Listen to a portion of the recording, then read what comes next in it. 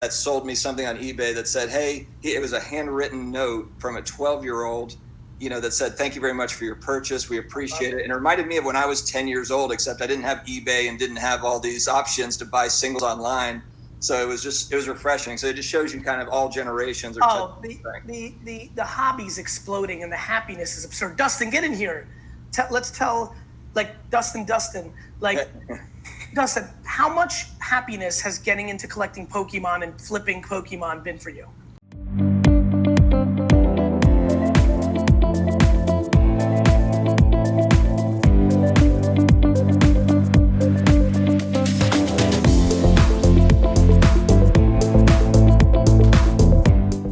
Sports card collectors and investors, how is everybody doing? Everyone having a good weekend? But now I am back and I am focused, and we have NBA playoffs coming up this week, guys. I can't tell you how pumped I am about the Mavs Clippers, and I really, really hope that the Mavs can find some clutchness in them, because there's no doubt that they can score with the Clippers, but can they eke it out at the end in a playoff setting when they need it? And that's really what this thing is going to boil down to. The Mavs have lost 15 to 20 games this season by 5 points or less, or they've lost in the last 5 minutes. There's some crazy stat associated with the Mavs.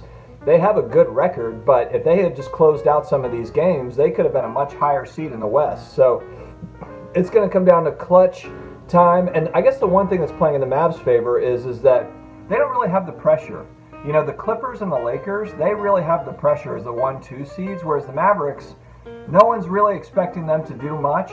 And so if they can beat the Clippers and just kind of get in the mix, they shouldn't feel that pressure because no one is expecting them to beat the Clippers. So anyway, it's going to be really interesting. I heard a few days ago too that the National is canceled, which stinks. That was they had moved it to December, and of course, just with everything going on with COVID, they've decided to not hold it in Atlantic City, which Atlantic City is not one of the better places in the country if you're going to have a venue for something like that.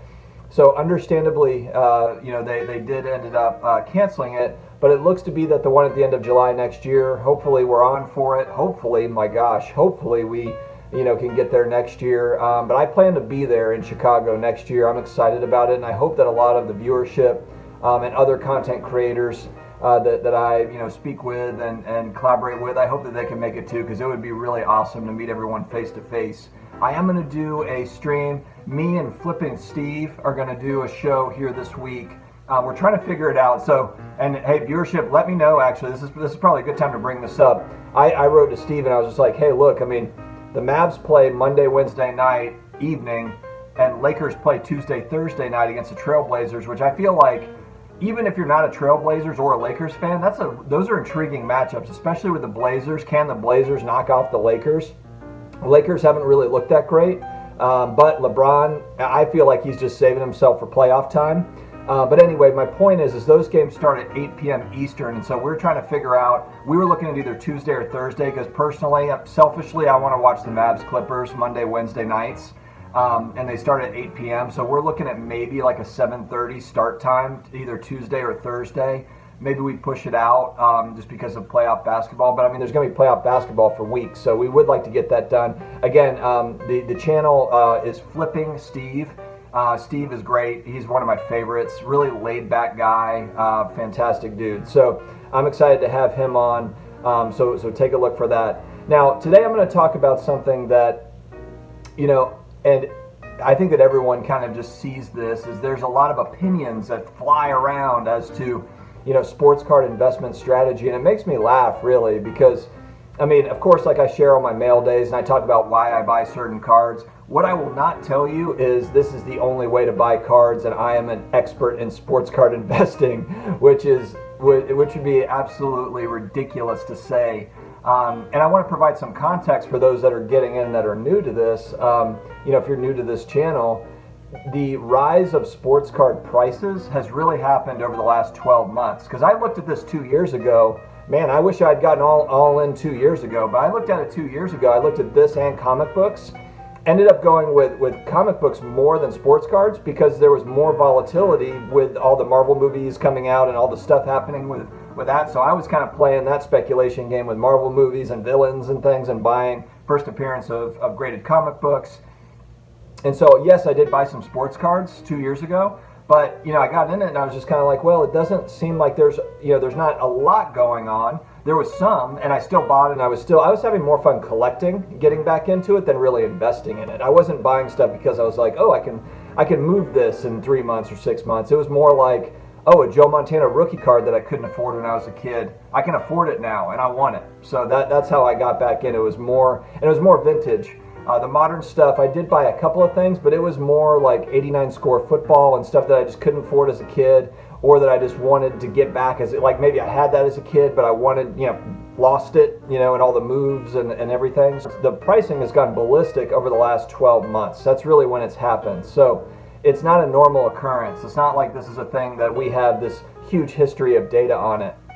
There has been volatility on the high-end stuff, not quite like what we have today, but there was still, if you're buying very, very rare things, no different than any other collectibles industry, if you're buying art or if you're buying, classic cars or something like that, there's volatility at the high end, those $1 million race, cars, or there's, $500,000 cards, the Honus Wagner card, those have always been somewhat volatile, in part because there's just so few of them that it's really like, what's someone going to pay for it? And it's the wealthy, it's the ultra wealthy that are buying those. Now we're seeing the volatility on smaller scale stuff.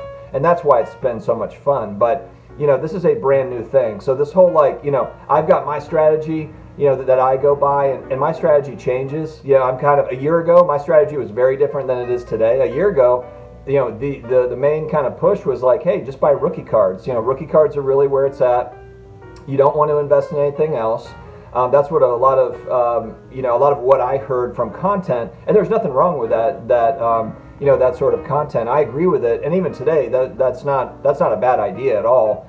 But it's just this market has grown out so much that now you have second year cards or first year unis, or you have inserts or different things, and then of course raw versus graded, which grading company. There's so many different things to consider.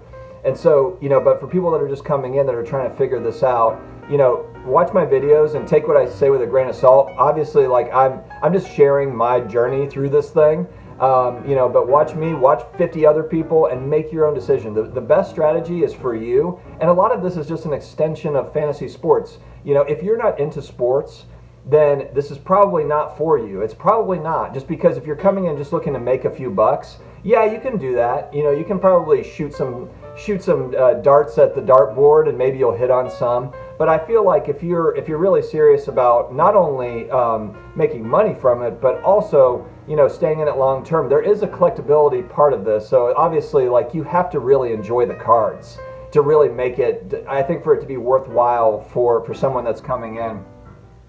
And the one thing that I really like, though, is there are a lot of people that are getting in that ask me questions, and I really do believe that they are getting in because they really enjoy the cards, they really enjoy sports. This kind of bridges all of those things together with cards, and then there's kind of a fun money-making element to it. What's to not like about that?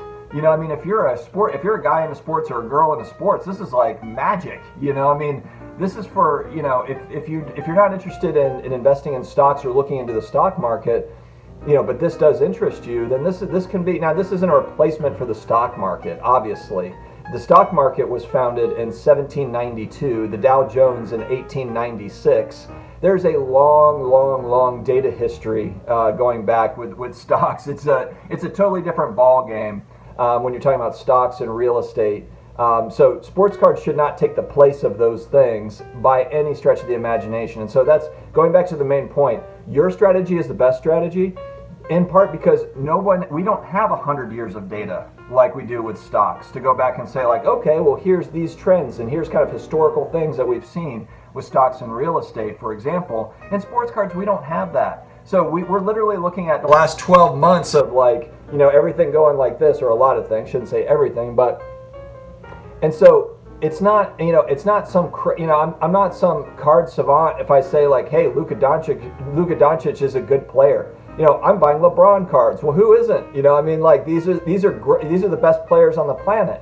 And where we're trying to find values is maybe cards outside of their rookie cards, or maybe it's secondary players on a team.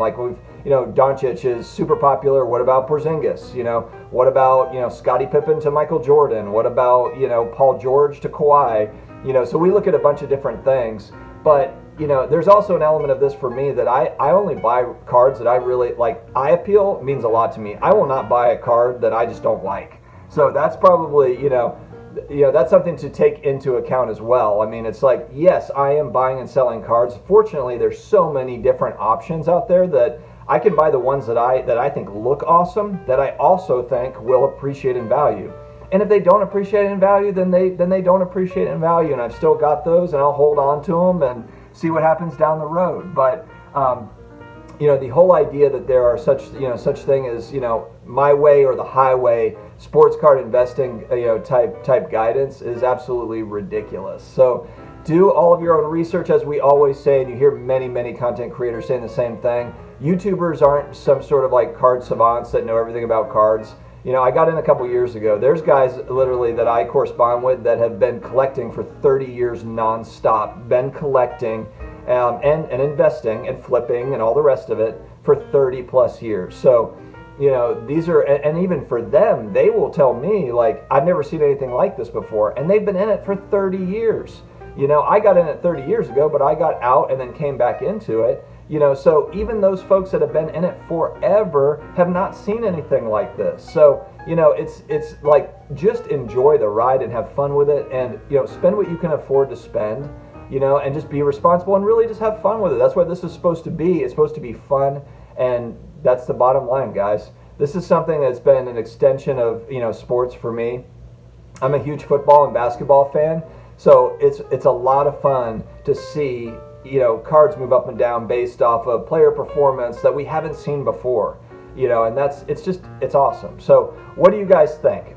Are you kind of my way, the highway? This is the sports card strategy that works, and that's okay. If that's kind of your deal, then that's your deal, and that's fine. I don't really agree with that, but that's okay. You have your opinion, I have my opinion, and that's how the world turns. So. But interested in hearing kind of your thoughts on this, just because I feel like I'm hearing more and more of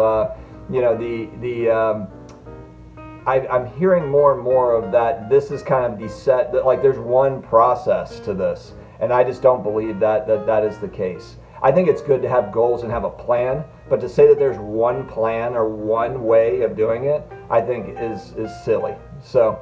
Anyway, guys, if you have not subscribed already, I'm pushing on 190 videos on this channel. So if you're new, please subscribe. Go back and take a look. I started my channel about 5 months ago. We're creeping up on 2,400 subscribers and growing. I love hearing from you guys and corresponding with you in the comments. So thank you very much for stopping by. We will see you again soon, and let's get pumped for the playoffs. It's playoff time. Let's go.